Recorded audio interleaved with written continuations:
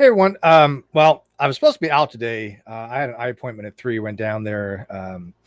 Didn't really like the place that much. I'm going to try another place. If I'm going to spend some money, I want something decent. So there's another place down here which I'm going to be going down to get my eyeglasses and contacts. So we'll see how that goes.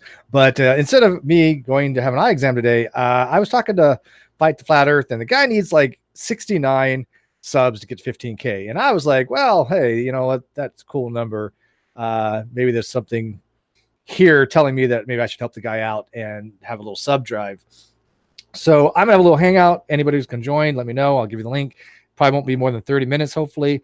The way I look at things, that when I see somebody's sub count, when people do sub drives or they do call outs, it's about 1%, give or take. It could be 0.5, it could be 1.5, sometimes 2, but on the average, I know it's about 1%. So I'm looking at about 110 subs. Maybe I can get to fight the Flat Earth. Now, I know a lot of people have already subbed to him, but I know a lot of people probably haven't, or think they haven't, probably haven't. So I want to see if over the next half hour, something like that, or 20 minutes, or even 10 minutes, who the hell knows, if I can help him get to 15K. Because, well, why not? I like to fight the Flat Earth. He's been on the Non Sequitur show many times. He's a fellow nuke, although he's a British nuke, but he was in the nuclear Navy, so he studied a lot of the same things I did. And, of course, he is very much anti-Flat Earth. He goes around explaining to people why the Earth is not flat. Not that it's that hard to do, but, hey, he does it well. I've noticed that even among the anti-Flat Earthers, a lot of their content has been kind of diminishing, only for the fact that a Flat Earth has been diminishing. I think there's a mutual beneficial and also detrimental relationship between the Flat Earthers not being able to sustain themselves much longer, and the anti-Flat Earthers that are doing a wonderful job, maybe too good, showing people that the Earth is not flat, because they don't have much to put out if people are no longer putting out stupid stuff like thinking the Earth is flat. But that's just my observation. Again, I don't follow a lot of channels. Especially in the Flat Earth community, I just don't have the time. I watch occasionally some of them. I think some of them are better than others, right? I mean, I love Geostriber. I love Reds, obviously, and Sean Hufford and Jared. And, there's a lot of people, not Jared Ism, but Jared AT2 Productions. I mean, there's a lot of people that really know their stuff when it comes to the anti-Flat Earth. So I don't have time to watch all of it, but it's usually the same stuff. But I am trying to get some new blood into the community. There's a couple people that are not in the community that think the moon is like a hoax landing thing. I'm trying to get them in. They want to talk to the Reds and I on this channel. We're arranging that, but I haven't heard back from them today, so hopefully that might be soon. But I figured we'd maybe like take questions from the live chat to, about the state of the I guess Flat Earth community. Right now he has 14,931 is where we started when I first retweeted his request, and I want to see if we can get him to 15K. So let's see where we're at. And let me mute that real quick. And yeah, by the way, I'm just doing it as a regular hangout, nothing spectacular. These hangouts are going away, I believe, in October. They're giving us Google Meet, and they're giving us Google Chat, but I'm not sure what that is. So anyways, and tomorrow, let you guys know, at noon Pacific, at 3 Eastern, I'm having a hangout with Jimmy Hill. I don't know if you guys know him, but Jimmy Eugene Hill III. He's an ex-creationist. He's going to be coming on to tell his story. And also at 3 o'clock tomorrow, 6 Pacific, I'll be having a discussion with Dapper Dino, who's having his 100th sub, maybe his 150 sub, maybe his 200 sub. I don't know. He's probably got a lot more since then. So I have to ask him where he's at now, because when we did a little sub drive for him, he got a lot. I see James Freeman out there. Hey, James, buddy, how are you today? Yeah, I am definitely Freeman Illuminati shill by NASA.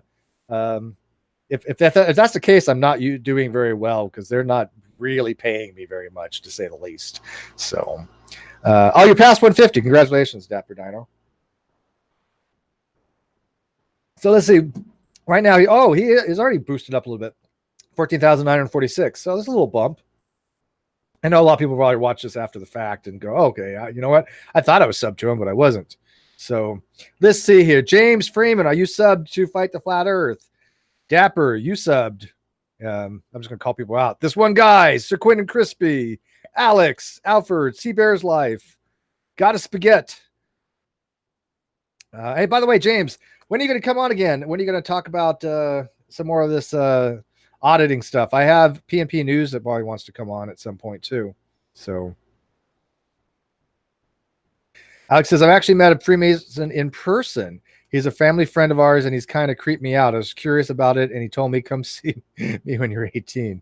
Um, well, see, here's the thing. I don't know if James Freeman is, like a Freemason or free man in the land. He says he's not. He's not a sovereign citizen yet. Sometimes he seems to be arguing that. So, James, you're going to come in and clarify that, because people have asked me, is James Freeman a sovereign citizen or Freemason, or I have no idea. So, Steve says, did you saw DP versus Vosh debate? You mean, did you see it? I didn't. I'm not a big fan of Vosh, but yeah, I didn't watch that. James says, I've been moving to the past couple months. We're supposed to hit the road on Wednesday or Thursday. Finally have some time on hands. All right, when we get time, message me, man. You got my email and you got my direct contact information. I think you have my phone number, so just send me a message on that. Let's get you set up, and I want to continue on that. There's still people I want to get in from the auditors side, because I still have many questions about it, and I've seen a lot of newer videos come out where people are just mortified at what the police have been doing. I mean, I don't understand it. I don't get how the police get away with certain things. Yeah. Oh, you're a voluntarist now. So so wait, you're falling into the footsteps of Adam Kokesh, presidential candidate for the Libertarian ticket that we had on. He's a voluntarist. Sean Hawkins, he's already hit 1,000. I'm still trying to get there. Who hit 1,000? Yeah.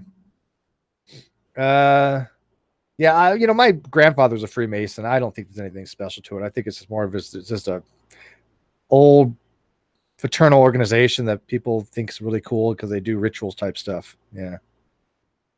Yeah. So James is a Freemason, I guess, or he's a voluntarist. I don't know what he's saying. He's been for years.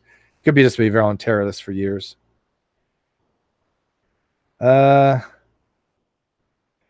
Dapper Dino, Fight the Flat Earth, may be joining us tomorrow at 1800 hours. He asked to be reminded via Twitter DM about it. Okay, I can remind him. 1800 hours, by the way, is 6 o'clock for all you civvies. Just subtract 12. 18 minus 12 is 6. Not a Freemason. Okay. Who's the sub drive for? The sub drive is for Fight the Flat Earth right now. So he needed 69 more subs. And I thought that was a sign to me, giggity. So I said, what the heck? I came back early from my appointment because I canceled it. Did a little shopping, and I was like, I got nothing else to do today. So I figured I'd just stream for him for 20 minutes or something just to get a sub drive for him. Because I'm curious if my numbers are working out that way. Because when I see people call out for a sub drive, even myself, when people call, sub to my channel, it's about 1%. So if they have 1,000 subs, I'll get 10 out of it. If they have 10,000, I'll get 100 out of it. So when 100,000 sub channel calls you out, you might get 1,000 of it. So that's the way I've noticed the numbers working on the average. So yeah, Gob says, I like auditors. They keep cops honest. I like auditors too. I like some better than others. I don't like the ones that are in your face. I don't like the auditors that go out of their way to cause a problem by doing things like stupidly calling the police on themselves. That is highly illegal and stupid. You're putting yourself in a willfully dangerous situation, because every time the cops are involved, there is a percentage you might get shot. I know it doesn't seem like that, but it is the case. It doesn't matter what the instance. Somebody is around you with a firearm, and some of those cops seem to be a little trigger happy. So I think people are putting their lives in their line every time they have to involve the police, and I'm not saying don't. I've involved the police on numerous things. And I'm very pro police, but you do take that chance, especially in a situation where you're doing something which is suspicious, not illegal, but they don't know that. And some of them who aren't trained properly, we've seen people get shot. I mean, that one auditor got shot by some, wasn't a cop, but it was a rent-a-cop kind of thing. Even though they didn't shoot the person directly, it was a ricochet, but still they fired and discharged their weapons. Right. So yeah, just remember that. You got to keep in mind that anytime you're involved in somebody with a firearm, you have the potential to get shot. And when I carried my weapon, I realized that. I was like, me carrying a firearm, I'm probably upping the chances of me getting shot. But I had to weigh that against the where I was at, and that the likelihood that I might get in a situation where I might need a firearm. Now, granted, I never had to pull it, in a situation, but I had two firearms that I usually carried. I had a Browning Buckmark, which was a 22, and I had a Jennings, and I also had a Derringer too. I carried every so often. But I was fully licensed to carry a concealed weapons permit, which is a lot different than a open carry. In some states like Texas, where you have an open carry, you don't need a license for it. You just have to meet the conditions. But for a concealed license, you have to have a federal background check. And I also think that I didn't have to, but you also should have to be qualified on firearms. Now, I was qualified on firearms because I did it in the military. You actually go, you fire weapons in boot camp. Now, the only regrets I had is I wish I would have gone for the ribbon. You can actually put a chit in and try to qualify for 9mm and other weapons, and you get this cool little ribbon with E as a sharpshooter thing. I wish I would have done that, but I didn't. I didn't really think about it at the time. But oh well. But yeah, so I actually had a concealed weapons permit, which means that I had a federal background check on that whole 9 yards. I also had a special license to sell cars too.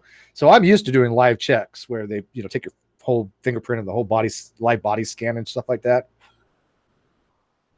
Now, this is why it kind of bugs me when not to go off topic, but I'm going to go off topic because nobody else is in here.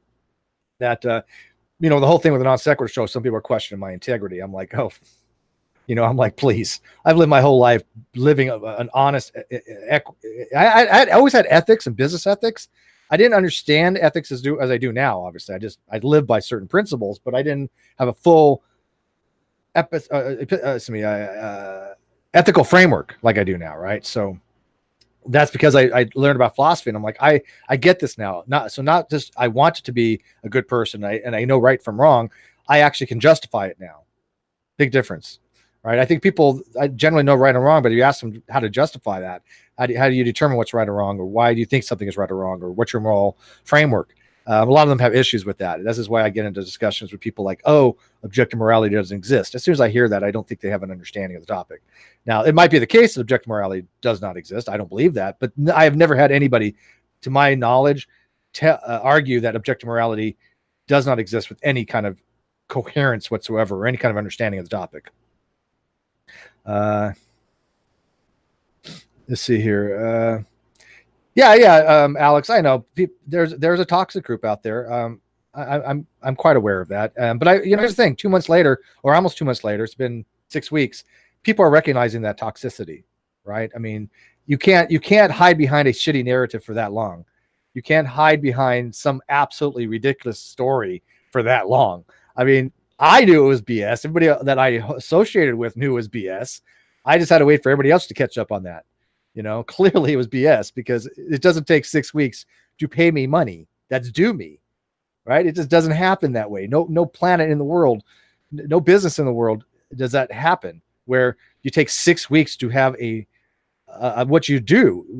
You have a financial and fiduciary responsibility to pay people for their work, right? And so even if there wasn't anything in perpetuity, or there definitely was, I have evidence, but even if there wasn't, or even if there wasn't a contract, which there was, I have evidence. But assuming all that's true, assuming everything on the other side is true, you still have to get paid for your work. There is no legal precedence in the planet where you don't get paid for not doing, you do your work and you don't get paid for it. Nowhere does that happen, right? It's just absurd. And so, I mean, I have funds due, but I was refused them. That's why I'm suing. But Copernicus thinker, $4. Steve deserves our full support, full stop, and I appreciate that. I'm walking a fine line. I don't want to dwell on it, right? It's hard not to. Don't get me wrong. I mean, I'm out a lot of money right now, and it's very frustrating to me because if I had that money, I could be doing different things that I want to be doing, like renting out another room to maybe my daughter for a little while, which would be really nice. Well, I'm not renting it to her. I'm paying. I'm not renting to her. I want her to stay in another room, and then I'll pay for her rent here, which would be nice for her to stay with me for a little while. Her mom's totally cool with that. Dustmasters, are you stepping guest tonight? Yeah. If you message me, I'll go ahead. I don't care. Oh wait, Hangouts on Air is going away August 1st, by the way. Not October. I guess they moved it up. I forgot about that. So in 2 days, August 1st. Yeah. This is gonna be the last Hangout that I do using Hangouts on Air. Then I guess. Now they are doing Hangouts meets. I don't think that's going to be a quick option in YouTube like normally is. Normally when you go into YouTube, you have two options. You have quick and you have custom. Using custom, I'm going to use a streaming device like OBS or Slobs or XSplit. That's how I normally do it. But here you have a quick option where you can use Google Hangouts, which that just acts as your encoder and your Hangout. But if that goes away, they're not going to have that quick option unless they use Google Meets for that quick option, which I don't think is going to happen. So I think that, well, it might, but I still think that you're probably going to need a streaming device in order to stream to YouTube from now on, unless they make that Google Meets available to stream. Like Google Hangouts has the ability to stream. Zoom has the ability to stream directly from Zoom. I don't know if they're going to do that or not. Guess we're going to find out in 2 days, right? So message me if you want in directly. I'm going to check my messages right now, people. We'll get him to 100, hopefully. My green screen's dropping. How do you like that? 1 sec. I have it too close to me. I got my AC on. I think it just finally blew down. Hang on.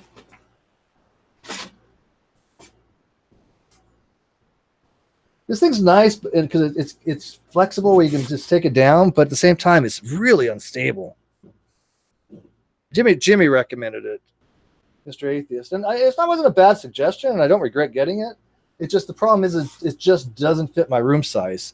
It's too big for my room. So there we go. All right. Not that it really matters. I'm having a hell of a time. I picked a bad day to stop drinking. Really, I'm just drinking iced tea, actually. So this would have been a hell of a lot funny drunk. All right, there we go. Good enough for government work, right? All right, so who wants in? I'm looking at my messages. Nobody sent me any messages, so Dustmeister, if you want in, you got to send me a direct message.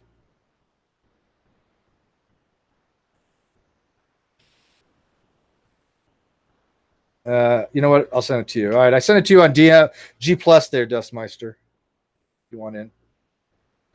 Let's see here. All right, so Fight to Flirt, you're at 14,956. Getting closer. Hey, making a little progress.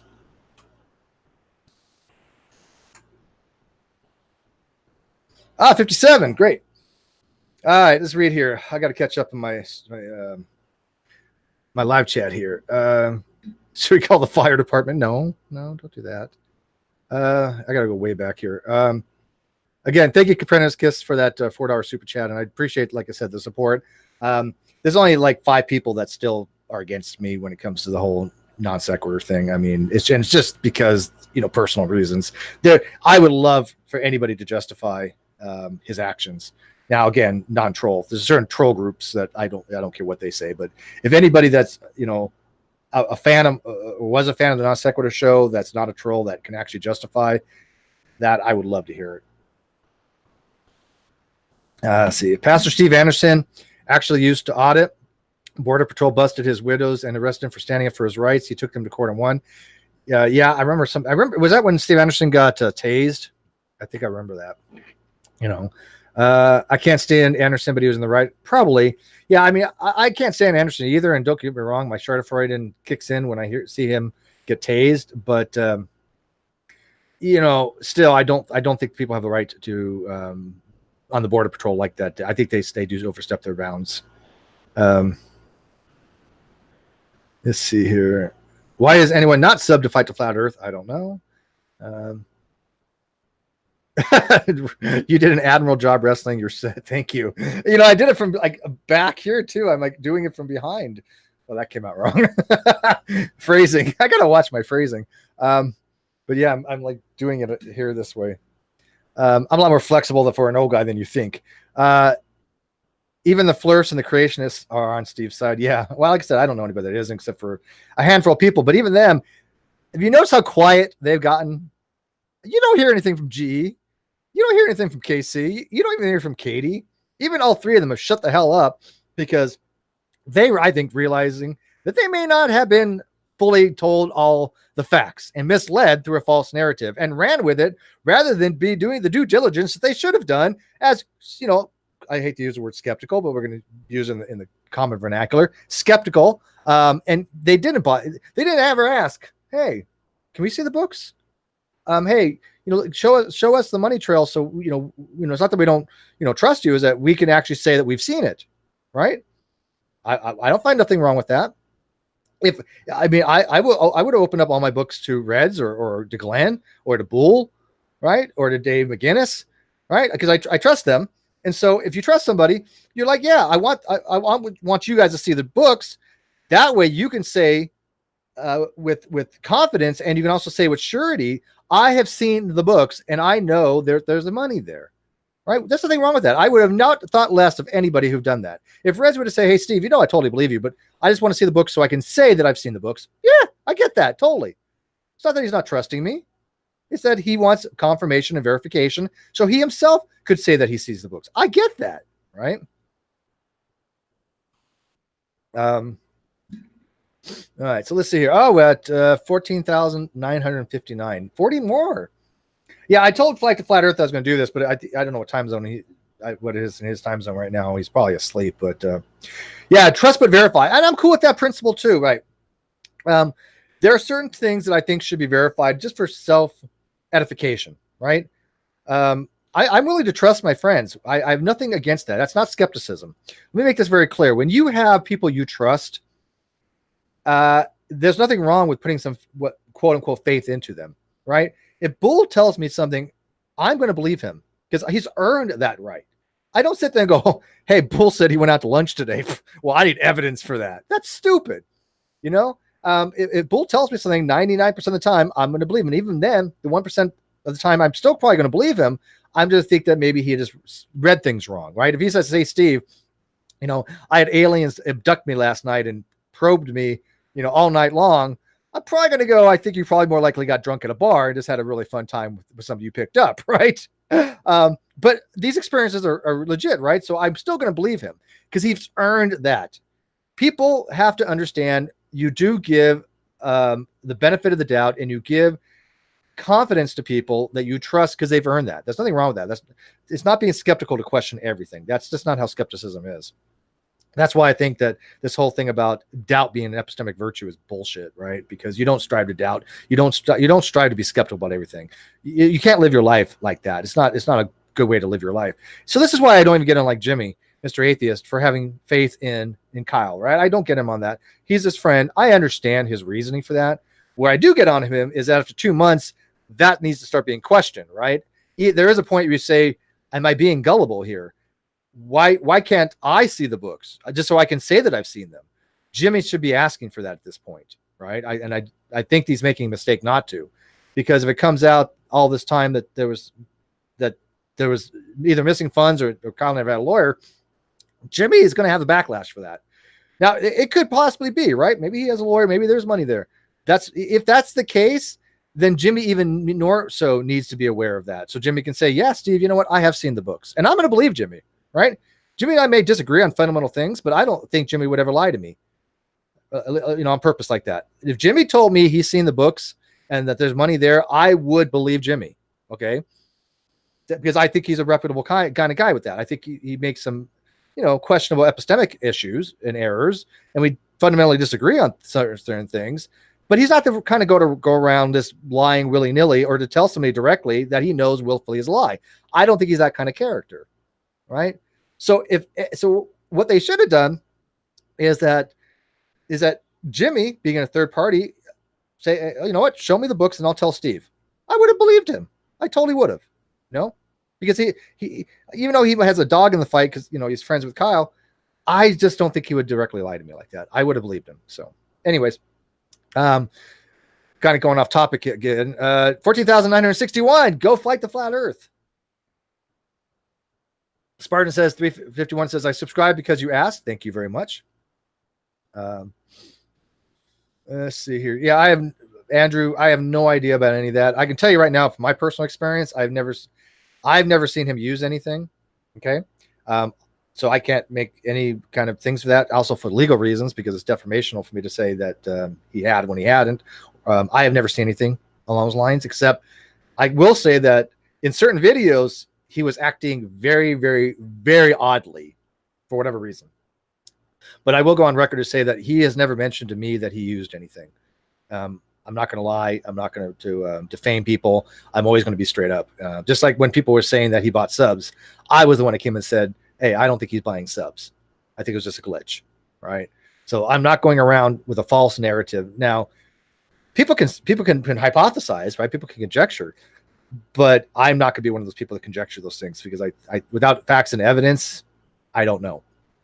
But I will talk about the facts, so because they're facts. Let's see here. Well, yeah, he used to smoke.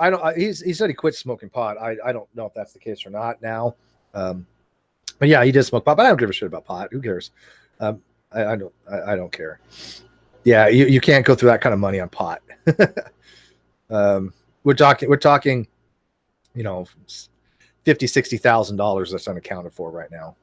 That's not just pocket change. And it's funny, people are like, well, how are people getting to those numbers? Well, trust me, we are. I at least know I knew how much money the channel earned just off AdSense and not Patreon, but AdSense and Super Chats that I had access to prior to being removed from the channel. I didn't have access to any other books, but I had that number. That number was tens of thousands of dollars. Okay, so just alone on that, we're talking tens of thousands of dollars that I'm owed. So when people say that, Steve's suing for chump change, I'm not. Yeah, pot is great. I've never been a big fan of pot, and for some reason, edibles aren't working. I'm gonna try one more time. I have a friend that's right now he's in the hospital for pancreatitis and low sodium. I forget what it's called. So something with an H. God damn it, what is it called? It doesn't matter. Anyways, he has a card and he might pick me up something. But yeah, hyponatremia, I guess. I don't know. I hate medical terms. It means low sodium. But he's a raging alcoholic, like raging alcoholic in every sense and conceivable sense of the word. Let's see here. I'll be in South Carolina next week. I'll find the books and send them to you. Thank you, Dapper. Yeah, good luck with that. All right, who I'm subscribed? The number went down. Curse you. Hey, Hi Harry. How do you not have a mod, Hi Harry? What's wrong with this? We gotta give Hi Harry a mod. We gotta give Reed a mod too. How do you not have a mod in this channel, Reed? Ah, my goodness. I get confused. I know you guys have mods on the other channel. You should. So I don't know why I don't mods on this one. Hey, yeah, Frankie's in the Southern California, South Carolina. There you go. Dope or booze? Why choose? Have both? No, that's how you get crossfaded. A couple times I've been crossfaded. I don't like it. Not at all. That's why I'm not a big pot person. And even when I drink, I don't drink that much. Copernicus. Steve, do you think Katie choose Kyle over you and thinking it would be more financially rewarding to sacrifice her principles if she had any? No, I don't think it was for financial reasons. I think that she, again, this is conjecture. First, we'll call it what it is. It seems to me that she probably honestly thought there was some merit to some of these bullshit stories. And at the time, she didn't have the wherewithal or do the due diligence to actually verify any of them. She took people at face value. And I think that bit her in the ass. And now she's backing out of a lot of things because she's realizing she cannot substantiate it. And she even said, well, I have no actual evidence of this, and I'm not going to be, and I'm like, well, then why are you accusing people of it? I mean, you would accuse people of something. Look, I don't think that you actually need to show everybody your evidence, but you need to at least be yourself to justify it, right? I have to justify it to myself why I do certain things. I don't owe it to anybody else unless I'm trying to convince them. That's called the burden of persuasion. I have a duty to my audience. I have a duty to other people. But at the same time, the reality is I have a duty to myself first and foremost. And I'm hoping that the audience that I build recognizes that. If they don't, that's nothing I can do about that. But I think that it applies to each individual person as well. This is why I don't go after Jimmy that much, because Jimmy has a a duty to himself. And if he thinks he's met that, okay, I think at the time I'm willing to look past that. 2 months later, though, maybe Jimmy needs to reevaluate that a little bit more, right? But if he thinks he still can justify it, that's up to him. He doesn't owe me a justificatory thing for that. He just doesn't. There's no onus, unless he's trying to convince me. If Jimmy's trying to convince me, then he has a little bit of an onus, but he's not really trying to convince me, and I don't think he needs to. Well, I don't think it's obvious to Katie that she's wrong. No, I think Katie is not very. I don't want to say the word bright. I don't know what the word to use. She's not really a critical thinker as much as she thinks she is. It doesn't take much to debunk things like Jilly Juice and woo. I mean, let's be honest. Many of us can do that, right? I mean, it's not that hard to explain to people why homeopathy doesn't work. It's not that hard to explain to people why Jilly Juice doesn't work, right? You don't need any real training for that. But she's a journalist, or she claims to be a journalist. That's somebody who puts themselves on a higher level. That means that you are claiming that you have some kind of journalistic integrity, that you can do your due diligence. Yet this is the same person that said, I took classes and I know about journalism and I studied this and then went off to say that libel is spoken and slander is written. And contrary to what people are telling her, go, no, you've got it backwards. And she's like, no, I know what I'm doing.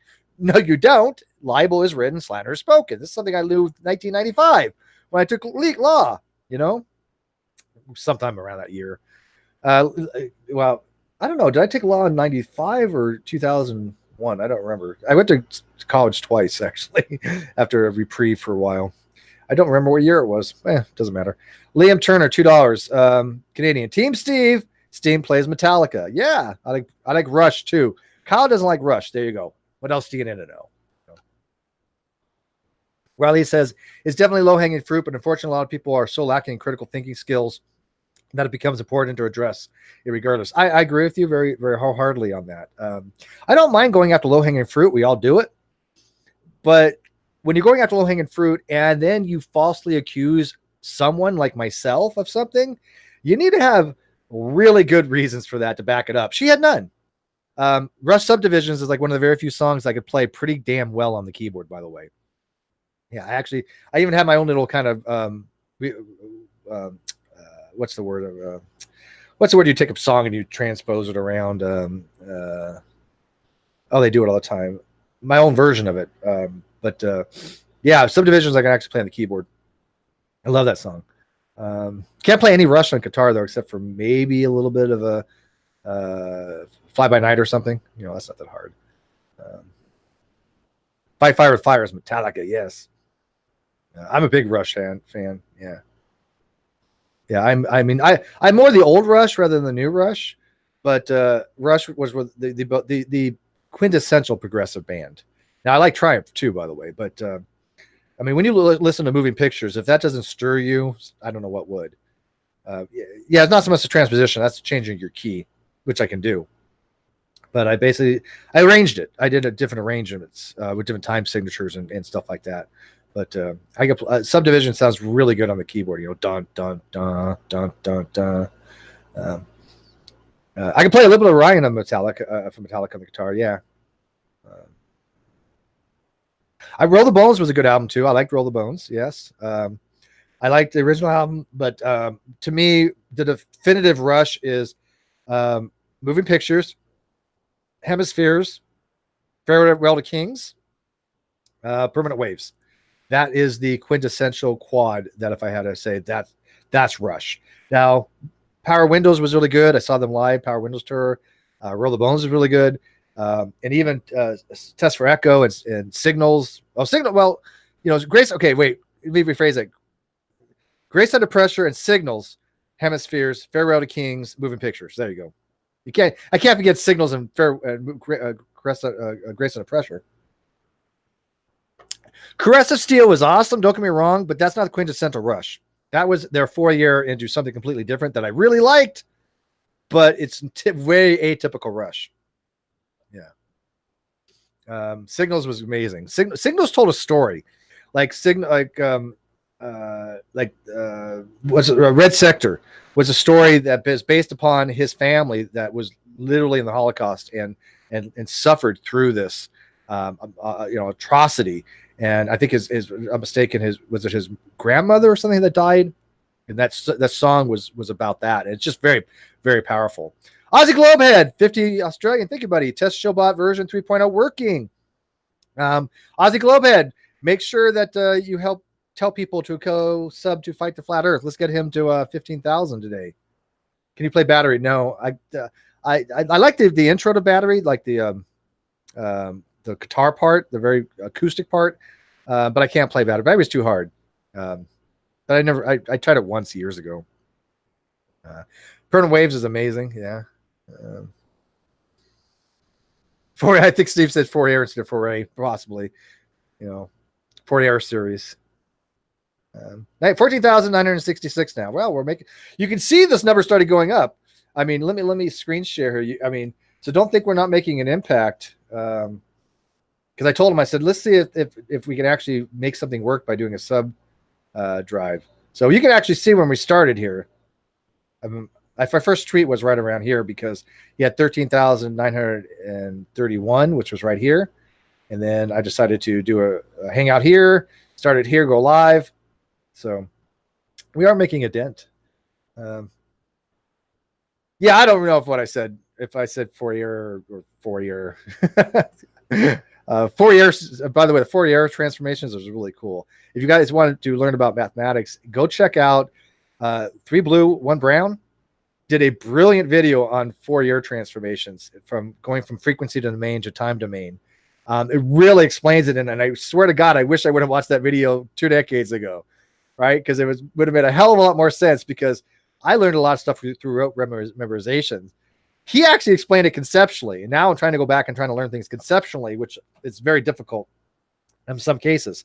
But yeah, he did a really brilliant thing to understand what they're doing to get different harmonic frequencies out of a fundamental frequency. So what you can do is here's my audio sample.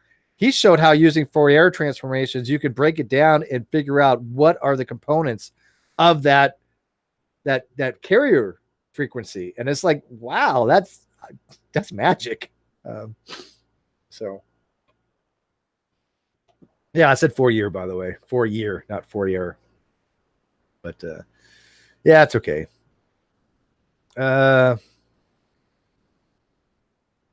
Let's see here. Liam, $5 Canadian. My wife is going to kill me for spending dollars, but I love you, Steve. Well, yeah, dude, $5 isn't worth it to not get any nookie. You make it, if she's going to make you sleep on the couch, it's definitely not worth it. Unless the couch is really comfortable. Ryan Blue, I subbed a month ago. Nothing more I can do. That's true. Except, you know what you can do? Orion, if you got Twitter or if you got Facebook, take this video and go share it on that and share the link to Fight the Flat Earth. Say, Steve's doing a hang on this. Here's the link to subscribe to Fight the Flat Earth. We're going to get him to 50,000. He's 30 more. That's what everybody can do right now. So it's not just you. If everybody did that and got one person from Facebook, one person from Twitter that's maybe we don't know, to subscribe, we're at our goal. And I can go do other things because I'm only going to do this till we get to 15,000. I had nothing else planned today because I didn't expect to go on air because I had an eye appointment, which I canceled. Now I got to go find this other place I'm going to go down to. Iron Maiden, dude. Let me tell you something, Clockwork Rex. The first time I listened to Peace of Mind, I thought I discovered life. I was like, this is one of the greatest things I've ever heard in my life. What kind of music is this? This is magical. When I heard Revelations, when I heard Flight of Icarus, man, I've got to tell you, that was just what I thought was music. And that was back in I don't know, was it 87? I think it was. That's a long time ago. That's still one of my favorite albums. In fact, I was learning to play a little bit of Flight of Icarus, the chords, because I play more rhythm guitar than lead. I don't play any hardly lead. I can't play lead. I tried playing Fade to Black lead. That's hard. But I like rhythm guitar because it's not that hard to play chords and you just strum. But my palm muting is getting much better, though. I was playing a Million for One by Kiss that I did a little demo for that some people heard. I actually had the palm muting down pretty well. It actually sounded legit. Like I even got to go, damn, this is stage ready. I could actually play this on stage in a group if I ever had a group to play it with.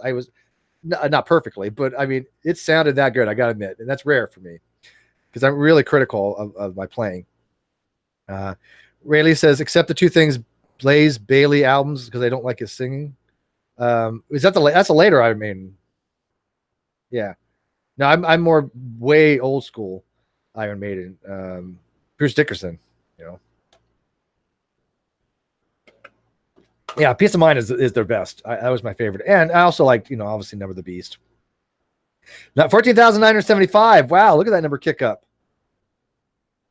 So we're making progress here. Testament is underrated. Reed, I had a Testament album, believe it or not. I got to tell you, I had like one tape that I brought when I was in the boot camp, and it was a collection tape. And then I had a couple other tapes that I was able to like get as well. But after boot camp, I had a collection of tapes, and I had one Testament tape. This was my collection. I had one Testament tape. I had a tape that I had made that had Iron Maiden songs on it from Peace of Mind, and let's see who, Motley Crue, and then I had another tape that was Sabotage, Hollow the Mountain King. These were things I think I bought it through the commissary, if I'm not mistaken. This was a long time ago, so I really don't remember how I got these tapes, but I remember distinctly having Hollow the Mountain King by Sabotage. Man, that album was good. I really liked Sabotage. In fact, Sabotage was the heavy metal group's name for I think it was two people from that group that started a group called Trans-Siberian Orchestra that people might be aware of. And I actually like Trans-Siberian Orchestra, but the reason why they're so melodic, Sabotage, and so operatic and so incredibly into music is because they were professionally trained musicians and classical artists. That's why Trans-Siberian Orchestra took off so much. So if you like Trans-Siberian Orchestra, you're going to love Sabotage. Very, very, one of the most underrated groups of all time. You need to explain what tape is. Yeah, these little things that were called cassettes, and they had a tape that went through between two reels, and as it played, one reel would pick up and the other would let loose, and you had a thing called a pencil. These pencils were things that you had a graphite in it, also known as lead. It was graphite, and you would write. You'd write with these things. Yeah, before the days of like typewriters and computers for kids, you wrote in this thing called a notepad that you had. Yeah, I know this is like archaic stuff. And then if you wanted to rewind the tape, you put the tape on the pencil and you spun it like this, and that's how you rewound your tapes. True story. And another true story, you guys may remember. My dad was the CEO of a corporation called Simplector Technologies, or Simplector. And what he did was he had numerous patents, and he invented cassette retrieval systems, which were, you basically, like some of them were like this big, and at a pop-down thing, like a front that popped down like this, and as it opened up, it was lined with cassettes. And so when you push a button, the cassette would pop out into your hand. So it was called cassette retrieval systems. It was a storage device for your cassettes back in the 70s. And there's a whole line of these products. I saw one of them, actually, it was a consolation prize on some game show. I think it was Joker's Wild at one time. But unfortunately, his partner was crooked, and his partner took him for $250,000 worth of tooling. And my dad never recovered from that. It was something that was just devastating to him. It was a life-altering, altering moment when that happened. And I knew throughout the entire life that he never really recovered from that event, which was one of the reasons why I was really hesitant to have any kind of things with certain people. But yeah, so if you go look under Simplector Technologies, you'll see William McRae. That was my father. I think he had 8 patents, if I'm not mistaken. I still have some of his prototypes. I'll show them to you one of these days. Yeah, Radio Shack had a similar thing. What was funny was the company that ripped him off wasn't his partner. His partner stole the tooling, which is, I don't know if you guys know about injection molding, but you have these big plastic injection molding things, and you make these molds out of stainless steel that are cut. Very expensive process. I mean, tens, if not hundreds of $1,000s to cut these stainless steel molds that you put the molds in the plastic injection. And I remember being in front of these machines. They would spit out plastic. I mean, hot, steamy plastic. And they would make these parts for the cassette retrieval system. They're all modular. So it'd make one part, and then make another part, and it had a lever. So when you push the button, it would go down like this, and it would push the lever down so that it swung and pushed out the cartridge. I probably could find some images online. I showed it once in the non sequitur show, but yeah, my dad invented all that stuff. He had numerous types of cassette retrieval systems, and somebody just took it all, right? But back then, he didn't have the money to sue. He was taken advantage of, and so I'm not going to let that happen with me. So 24 meat needed. Oh, 1419. Yes, 14,977.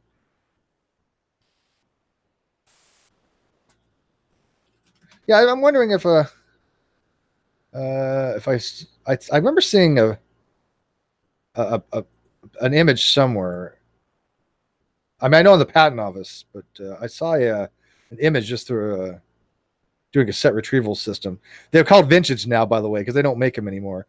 I have one or two left, and I have the one prototype for a cabinet that he invented. I know they're not worth anything, but there's sentimental reasons why I've been hauling them around for a long time. When I moved from my house, I was sure that I took those with me, because it's for sentimental reasons. They're one of a kind. I mean, they're just the prototypes of them were just. Let's see here.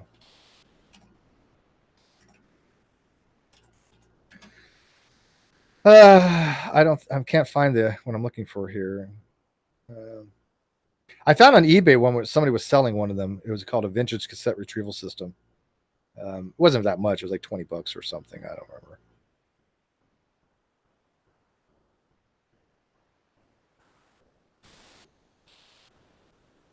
Have you seen the planet out by Pluto that's very oblate spheroid? No.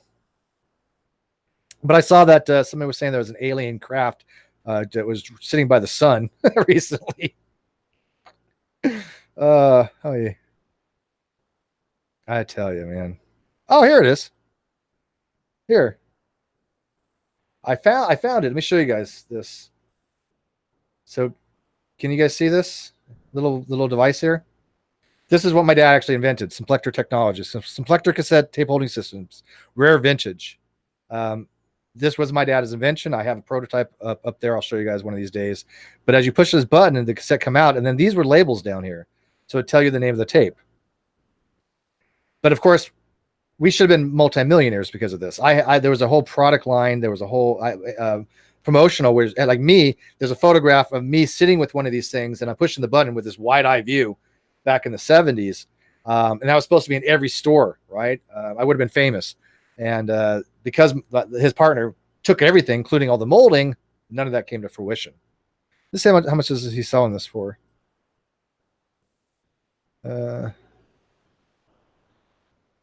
Well, okay, I go to the page, but it's not there. Interesting. How do I find out what it is? What he's selling it for? There's nothing there.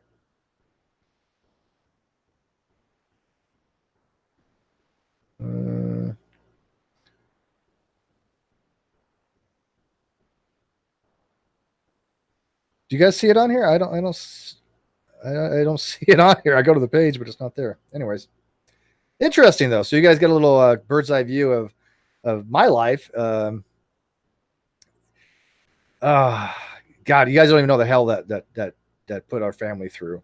I mean, my family was middle class. We did okay. My parents provided. I never went without. I never really needed anything. I got a chemistry set one year as a kid, and I mean, I was the greatest gift that I ever got. Right? I mean, I was not one of those kids that cared about Christmas presents. My mom was Jewish, but my dad's Protestant. He didn't really care that much either.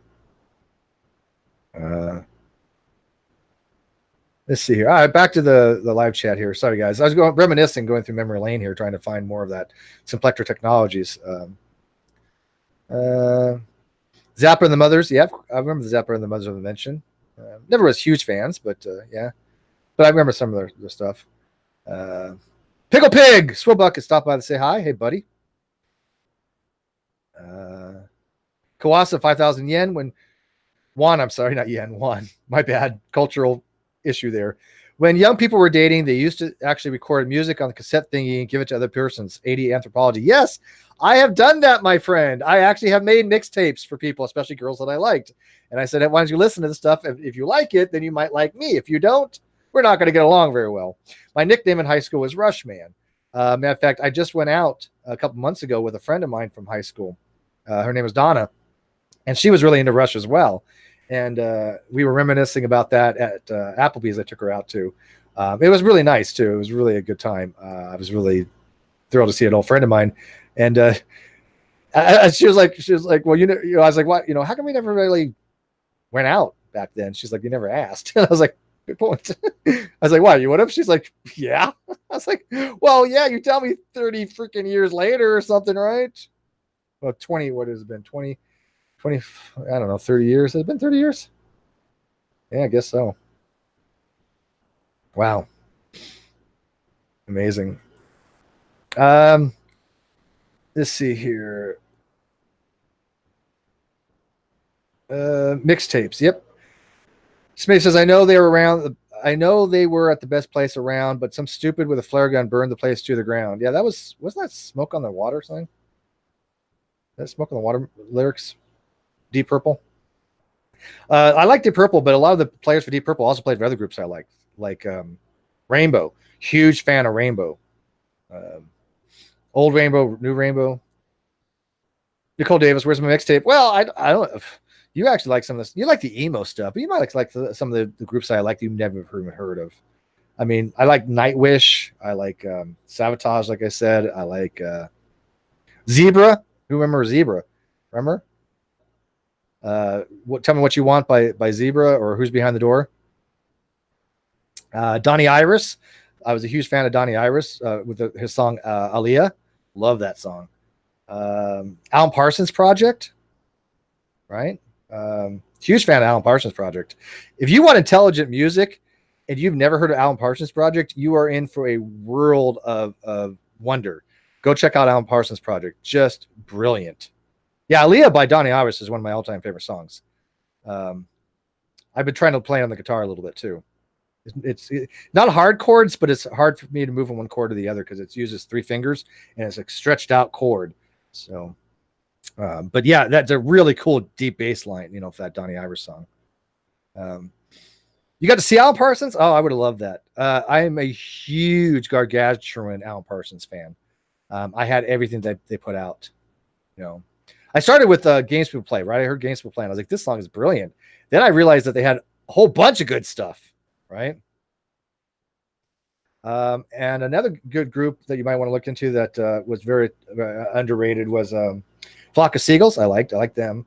But there was, what was it?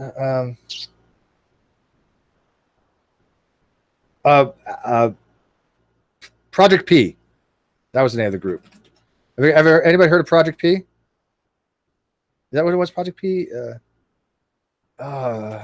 Man.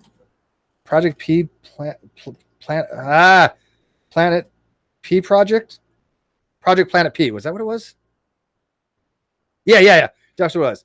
Check out a song. I'm going to give you guys a song that probably no one in this audience has heard. If anybody in this audience has heard this song, you are my person of the day. Okay? But there's a song called Why Me by Planet P Project. Yeah, I Ran So Far Away, it's Flock of Seagulls. Great song. But go find... Oh, Jethro Tull I love too, yes. Jethro Tull, Ian Anderson was their flautist. Great, one of the all-time best flautists of all time. I was a big fan of Jethro Tull. I had Heavy Horses. Yeah, I liked music back in the day, right? But go look at a song called Planet P Project called Why Me, and tell me if you ever heard that song before. Yeah, I had Aqualung. I'm just curious because nobody knows this group. Nobody. Yeah, flautist. Somebody plays the flute, right? Isn't that a flautist? Yeah, Cream was fine, and I liked Eric Clapton and Slow Hand. Slow Hand. I know he was. Also listened to Yardbirds a little bit. Yeah. 15 to go. 15 to go. So yeah. Oh, I loved the 70s. I love the 70s and 80s music, dude. I even a little bit of the 90s, but damn, this music nowadays, can't stand it. I mean, there's some of it I like, but it's not like old stuff. It's not like the 70s and 80s music. You're just never going to get anything better than that. Why do you think when you watch these television shows that are set in the future, like Star Trek, right? Do you always not notice that when they're playing some old stuff, when they're listening to music, they're not listening to modern their music time. Some of them maybe, but most of the time they're listening to the 70s and 80s music, right? They're going back to that kind of stuff. Now, I like the 70s better than the 80s, but I didn't like the new wave 80s stuff, but I like the rock of 80s generation, you know? Steely Dan, yeah, I had Steely Dan. Now Uriah Heep, man. Yeah, Status Quo, I had them too. I had that on tape. I had a big tape collection after I got out of the Navy. I started with those 3 or 4 tapes, and then I just built it up. I didn't have any King Crimson, but I know who they are. Yeah, Planet P Project did "Why Me," which is is basically from Major Tom, right? Now, did anybody heard that song before? "Why Me"? Planet P Project. I mean, is Bass here the only person that knows the Planet P Project? It's one of my all-time favorite songs. It's that good. But I like the songs that not many people know about. So I was not in a Devo. Stop it. Step on a crack. Baker Brum is back. Whip it good. Do do do do do do do. Yeah, okay, that song's not that bad. It's nostalgic now, right? Let's see here. All right, let's check where we're at here. Yeah, well, Devo only had one good song. No, I'm just kidding. They had a couple. We are at 14,986. 14 more to go.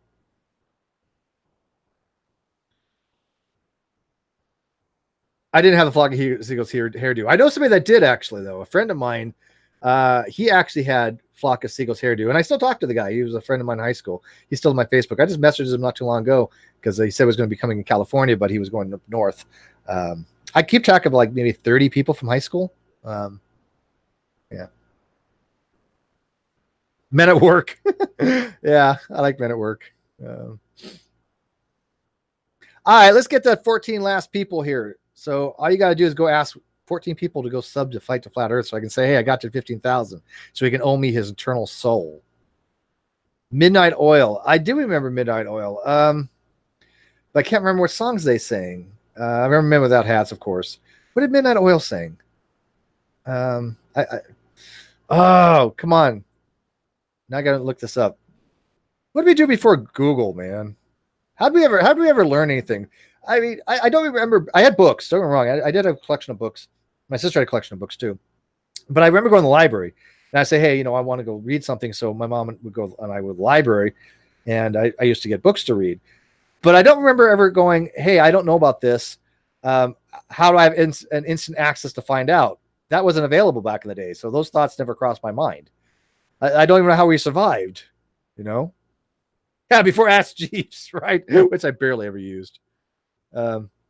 Busting out the keyboard, Sean. I used to have one. I used to have a keyboard. I left it somewhere. I'll never get it back. But that's fine. I might get another one of these days. I wouldn't mind relearning keyboard, learning the circle. I knew the circles of fifths pretty well, and I played piano years and years ago, like for release. And people when play the piano, you'll play the same shit, right? It's kind of like Stairway to Heaven, a guitar. You play for release. You play Moonlight Sonata, that kind of stuff. So I can play. I used to be able to play those songs a little bit. And I knew the chords. I play my scales. I knew all the scales on the keyboard, right? You say play a C scale, easy. Play D minor. I knew those. If not, I could figure that out pretty easy. But I never got really that proficient at it. But I wish I did. So one of these days I might get a keyboard again just to get back into it, like I'm trying to get back into guitar. Have you ever seen the video Runaway with the claymation dinosaurs? My little runaway, run, runaway. That song? Canon by Pachelbel. Canon in D. Yeah, I can play certain versions of Canon on the keyboard and guitar. I used to know a little bit of the guitar. As long as it is in D, was in D minor. Yeah, I believe it's in D minor, right? Or was it D major? Yeah, it's D minor. Yeah, because it's a very sad song. Let's see here. Yeah, I never got into the MIDI stuff with keyboard. I one time I actually bought it. Believe it or not, I bought an MTD8 MIDI sequencer. I had a Roland keyboard. It wasn't a D5, but I had similar to a D5 but smaller. And I bought a MIDI sequencer for it back in the day. This was back in the Navy days, believe it or not. And I hauled that MIDI sequencer around for ages, paid like $100 some odd bucks for it or whatever it was. Never freaking used it, never figured it out, never needed it. Totally lost it over the years, but I never used that thing. It was a total waste of money. Never heard of the rheostatics. Nope. News to me. You look good today, Steve. Thank you. I think I try to look good every day, but I actually went out today. I straightened my hair, so it's a little wavy though, but I went out, like I said, I had an appointment. I've been feeling really good lately. I've been getting really good sleep. I've been going out, been exercising, been doing my walks, and I've been taking the bus more than usual because I've been going to more places. And it's a mile walk at least minimum when I take the bus. It's a mile to get up there, a mile back, and then I have to walk around, wherever I'm at. So it gives me some exercise, and I think that exercise makes a big difference. I'm still trying to lose some weight, well, at least not gain any more weight. I've gone down a little bit, but I haven't put it back on. So that was the main thing, because I was back up to like 196, 197 there for a while. I'm back down at 194, and I've been maintaining that for some time. I want to get down to 190 though. I still need new glasses. Again, I went to go I canceled my appointment, but I will go this other place that's closer, that's cheaper, way cheaper. I'm going to buy new glasses, but I'm still going to be frugal about it. Please look up God's last attempt at flat Earth, dwarf planet Haumea. Haumea is one of the dwarf planets with make, isn't it? And Sedna. Yeah. Yeah. I don't really bother with the flat earthers that much anymore. I mean, I have them come on, but I think they're a dying breed. I mean, they've always been farcical, and they've always been comical, and they've always been people just to laugh at. But now I just think it's sad. I mean, it's gotten to the point where, are they really even worth laughing at any longer? They're just pathetic. All right, I'm almost out of tea here, guys, so I got to finish this up. I'm down to ice. Oh, you can't even see in the cup. Sorry. Again, just regular tea. Steve, I lost weight riding my. I thought about that too. I might get a bike. You know what? I may actually do that. The store is about 2 miles from me, and so I've walked it before, and it's a long walk, but 2 miles isn't that bad. I used to walk 2 miles before I moved all the time. I mean, it wasn't like back then. I walked everywhere. It just was convenient to walk. I had a car, but it's just I just would walk. I would walk over to my neighbors. I would walk to the bus stop. And take the bus because it's cheaper than gas. So I'm used to riding public transportation. It was great for when I was working because I would just walk to the bus station. They arrived every 20 minutes. Got on the bus, headed to work. Got off work, bus was ready there, and I came home, right? Saved me a fortune, right? Because gas is freaking expensive when you're traveling, 5 miles each way. That's 10 miles a day. Yeah, it adds up. Even at 3, you're getting even 20 miles to the gallon, but you're going, a gallon every other day. That's $3 every $4. It's like $2 a day. And you're going to work 5 days a week. That's $10. It's $50 you're spending, that I don't need to. I get a pass and do it and get it half the price. Orion Blue, I dig your channel because we were talking about cool stuff instead of boring flurf stuff. Yeah, well, like I said, I think flat Earth's boring myself as well. We'll do it every so often. I have a guy that's coming on that says he has actual evidence the moon hoax is real, that the moon landing was faked, and he's going to show us in real time with Red's rhetoric. I just don't know when he's coming on. I will tell you this. I've noticed this with flat earthers. Trying to schedule them, or moon hoax deniers, or any of these conspiratorial people, they're the hardest people to work with. They're just not schedule-minded people. I have a calendar that I use, right? I put everything on my calendar. I just tell Cortana to schedule something, and she does it for me. And then I can actually say what's on my schedule today, and she'll actually tell me, right? And now, I mean, it's not a perfect system. I do make my, errors, and I forget some things, or I mess up. Don't get me wrong, but I love my little pocket brain. Let me show you guys. I just use simple calendar, right? Here, like eye exam, right? 3 o'clock. That was my appointment in Menifee. And then I have 12 o'clock with Jimmy, not that Jimmy Hall, not Mr. Atheist. And then 3 o'clock with Dapper. This is on my schedule. I actually use it, I got to fill it in. I got nothing planned for the next couple of weeks. I got to start filling that in, I guess. But yeah, if you guys know a better schedule, let me know. But I need something that integrates with Cortana because, like I said, I can just tell her to schedule something with me. I give her the time, I give her the date, and I give her the name, and she does it for me. It's great. I love her. She's wonderful. I'm falling in love with Cortana. Isn't there a movie like that? She or her? It was called Her, wasn't it? Where the guy falls in love with his AI. All right. He's sending me a call or two. You can all be owned by more than one person. Yeah. Yeah. Padman wants to share ownership with you, Nikki. I'm okay with that. He's a cool dude. I like him. So where was he from? I mean, where did he come visit you from? Nikki? Where did Padme live near you or did he just come visit you? Oh, you can't be jealous, man. If I'm not jealous of Padme, you can't be jealous of Cortana. I told you I share my toys. Um, no, does he live next to you, or did he just came and visit you? Oh, he's from Denver. Okay, that's not too far. Yeah, that's like an hour. That's nice. Um, just don't get too serious. I'm not that I am a little possessive. Unless he wants to marry you. If you want to get married, go for it. If you what's that song? Put a ring on it. No. How's that song go? I don't remember the song. I just remember tell me what you want, what you really, really want. Now what's that song with like if you like it, put a ring on it. We're at 14,990. 10 more to go. Yes. Hey, one nerd, yes. I'm gonna make you a mod too, one nerd. I appreciate everything you've been doing on Twitter, one nerd. And by the way, I do agree with you 100%.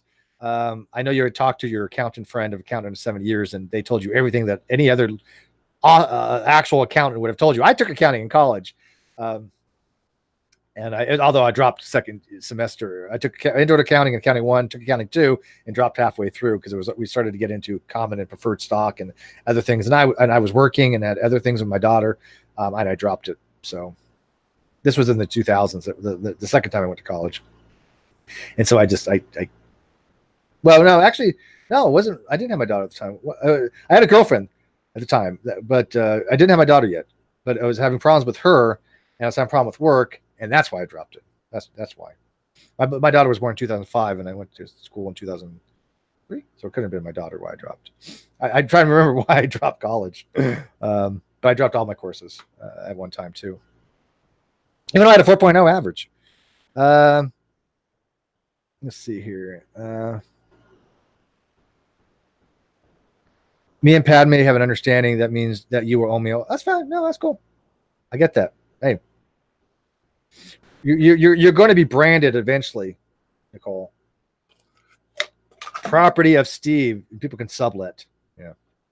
Curve Pimp, 1999, because I live for the edge. Not the edge of the earth, right? Because the earth isn't flat, Curve Pimp. But you knew that. Thank you, Curve Pimp. I appreciate that. This was not even a hangout to even have super chats, but I appreciate it.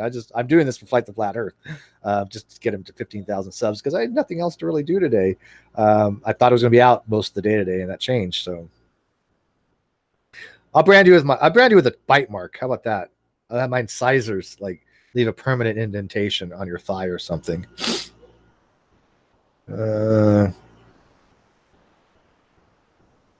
I'm trying to make a trip arrangements here. I don't know what's going on. I got to figure it out because if I'm going to catch a plane, I need to do it at least in the next 3 weeks or something. I want to be toward the end of August, so I still want to go up and visit, Sweet Heathen. So tattoo. I had an ex of 5 years that wanted to get my name tattooed, right here and in Chinese, and I talked her out of it. Now I wish I wouldn't. So I wish she had other tattoos that I couldn't stand. I wish now she would have got my name tattooed on her because she never did forget me. She went nuts though. She went crazy.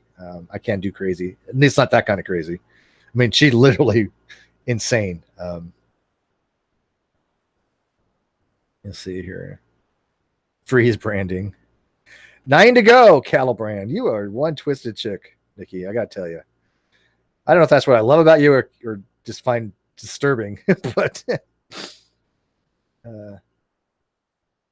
let's see here. All right, so let me start calling people out. Michelle Dessert, have you subscribed to Fight the Flat Earth? In the video description below, you can find the link. I'm going to put it in the live chat right now as well. So here's the link, guys. Sub here. All right, so now you have no excuse. Go click that link. Let's get 9 more subs. I think I'm going to play Divinity 2 or something today.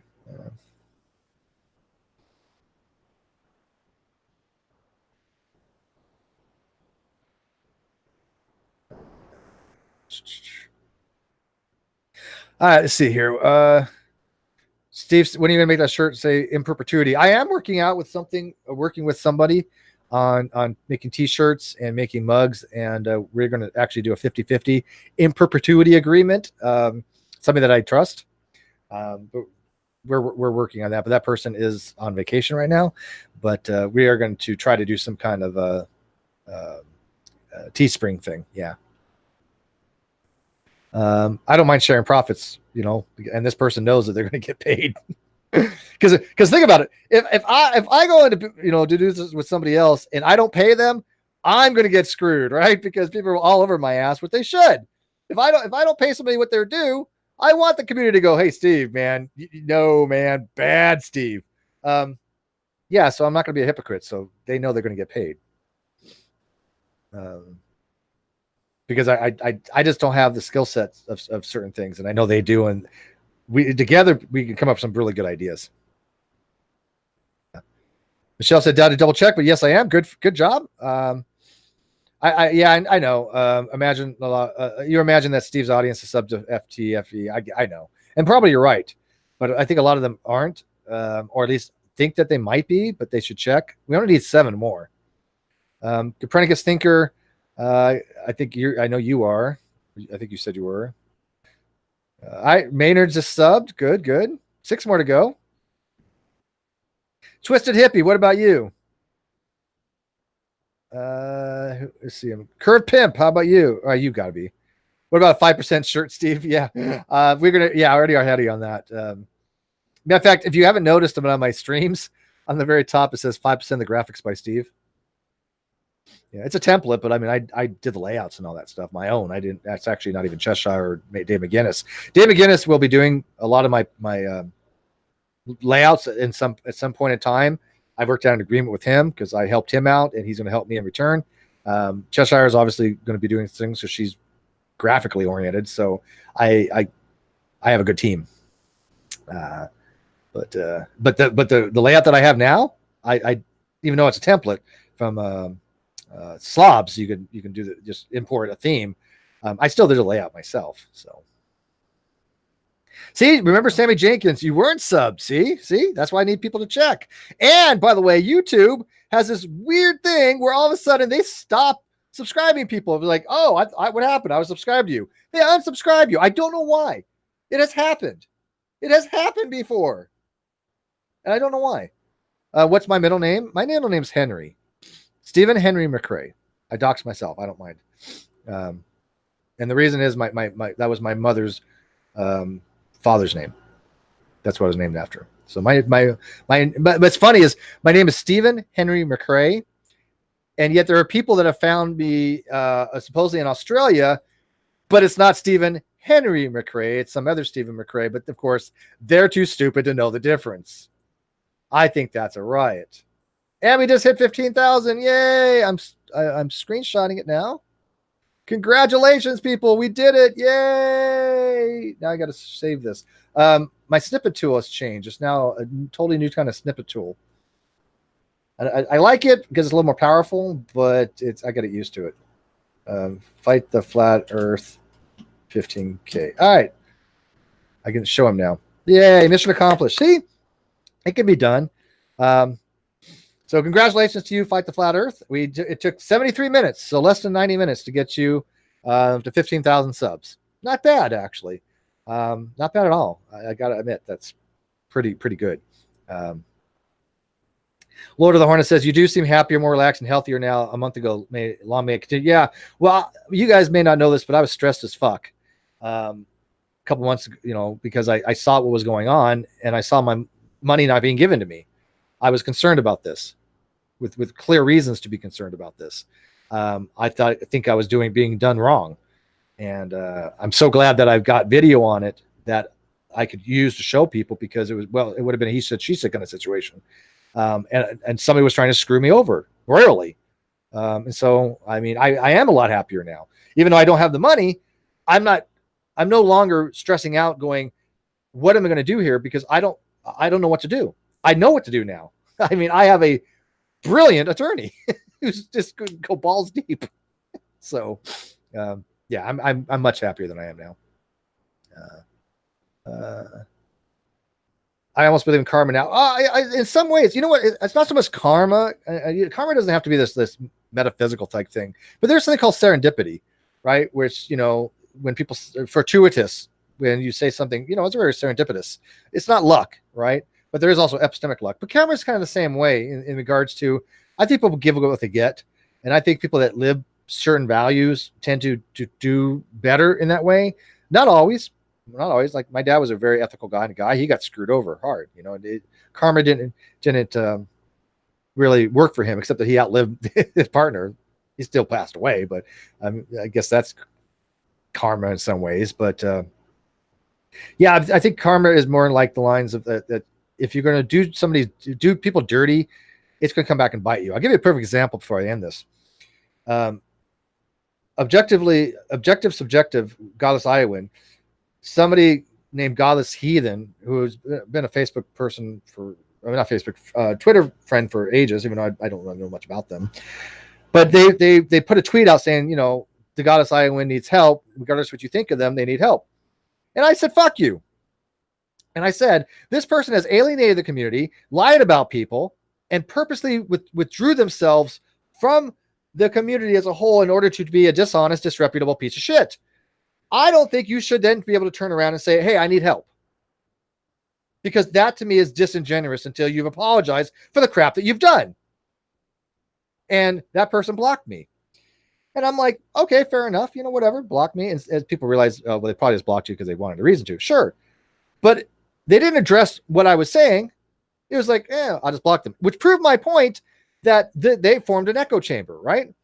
These people were forming an echo chamber, and all of a sudden they want, help. I'm more than willing to help people that need help. I've had so many people had fundraisers that I've helped promote because they were ethical people. But I don't think it's right for somebody to be a dishonest piece of crap and then says, hey, can you help me out with student loans? What? Are you kidding me? I'm sorry. I just don't understand that. Maybe I'm not looking at it right. Maybe there's a higher ethical concern. Maybe. I don't know. But until somebody is contrite and until somebody asks for forgiveness, then I don't think they should be going around asking for help in that regard. I just, again, personal things, especially on something that's like student loans. I'm like, come on. I don't know, man. It bugs me. It really does bug me when I see people trying to abuse the generosity of other people. I'm sorry for the fans of the Non Sequitur Show. I think they were literally abused. The fact that their funds didn't go where they're supposed to go. I am personally responsible for that as well, because I probably should have tried harder to make sure that they should have gone where they're going, but I didn't know what to do. I mean, I was at a pretty shitty position because I didn't have the evidence needed to make a case for it as much as, I realized later that I probably did legally, but I now do definitely. So anyways, guys, thanks. I appreciate it, man. Very much, guys. This is kind of fun, actually, hangout. I do these every so often, but this one was actually for Faith to Flat Earth. Oh, you never heard of Sabotage before? Yeah, dude, Sabotage, bar none. Excellent. And I'll give you one other before I leave. If you haven't heard of this group, go check them out. You're gonna love them. I'm gonna put the name in the live chat too. They're called Rising Force. The guitarist's name is Yngwie Malmsteen. Again, I had a surreal experience listening to this type of music. It was, to me, an epiphany of what music should be.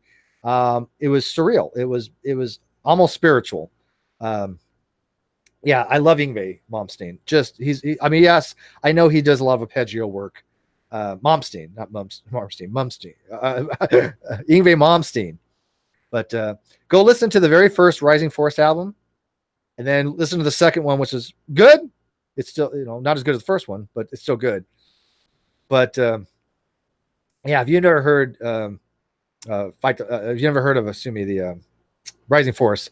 By the way, I don't believe in the whole stealing from charity crap. Take it among him. I don't buy any of that bullshit. That's your guys' thing. I don't think Fight the Flat Earth did anything wrong. I'm friends with all of them.